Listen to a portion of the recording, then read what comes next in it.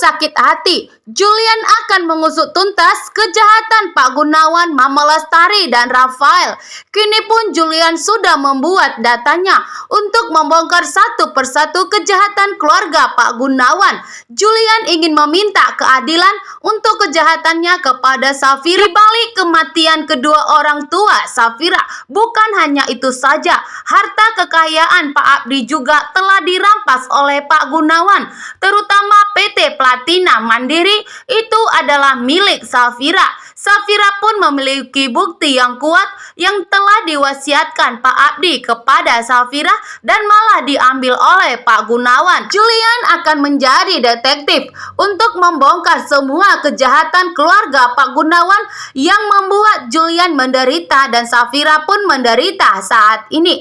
Di perjalanan, Mona tanpa sengaja malah menabrak Jena dan Jena pun sangat terkejut dan hampir celaka karena sempat hampir ditabrak oleh Mona. Dan setelah Mona turun, bukan meminta maaf, Mona malah langsung menampar Jena, sehingga pun Mona sangat terkejut. Mona bingung punya salah apa kepada Mona, sehingga Mona langsung menampar Jena. Sepertinya ada masa lalu yang terpendam. Ternyata di sini Yuda pergi ke kantor menemui Dania. Dania pun sangat terkejut. Jika ada yang melihat Yuda, maka akan terbongkar bahwa Yuda masih hidup. Dania melarang Yuda datang dan menyuruh Yuda agar segera kembali ke rumah dan tidak berkeluyuran seperti ini. Tapi Yuda tidak mau. Yuda menganggap setelah menyamar seperti ini bahwa kebohongannya tidak akan terbongkar, bahwa dirinya ternyata masih hidup. Tapi Dania menolak karena semua pasti tahu karena yang berubah hanya identitas Yuda saja, bukan termasuk wajah. Dengan beraninya Yuda akan menemani Dania di kantor untuk mensukseskan perusahaan Yuda saat ini. Di rumah Mama Gina, Tante Wulan pun melihat wajah Safira saat ini sangat pucat. Tante Wulan pun sangat khawatir. Tante Wulan menghubungi Julian agar Julian segera membawa Safira ke rumah sakit untuk diperiksa.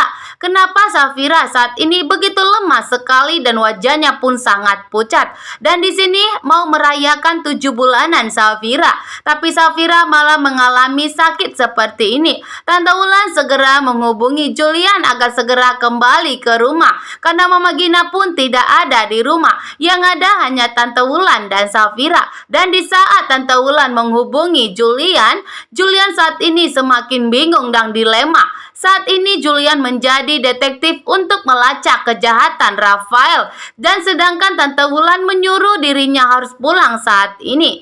Di restoran di mana Dania tiba-tiba diserang oleh seseorang, Dania pun sangat ketakutan. Tiba-tiba Yuda datang menolong Dania dan langsung menarik tangan seseorang tersebut dan langsung menangkisnya. Di sini pun terjadi perkelahian antara Yuda dengan lelaki tersebut. Dania sangat takut dan sangat terkejut. Tiba-tiba pun Yuda ada di restoran ini. Dania tidak ingin bahwa Yuda diketahui semua orang karena di restoran ini adalah tempat umum. Tentunya bakalan banyak orang yang akan melihat Yuda. Dan ternyata di saat Yuda ingin menyelamatkan Dania, Rafael pun ada di restoran tersebut. Rafael pun melihat ternyata Yuda masih hidup. Dania pun sangat kaget. Dania pun melihat ada Rafael di restoran tersebut. Tapi Dania seolah-olah tidak mengenal Yuda. Sedangkan Rafael yang licik dan mengenal betul bagaimana wajah dan karakter dari Julian.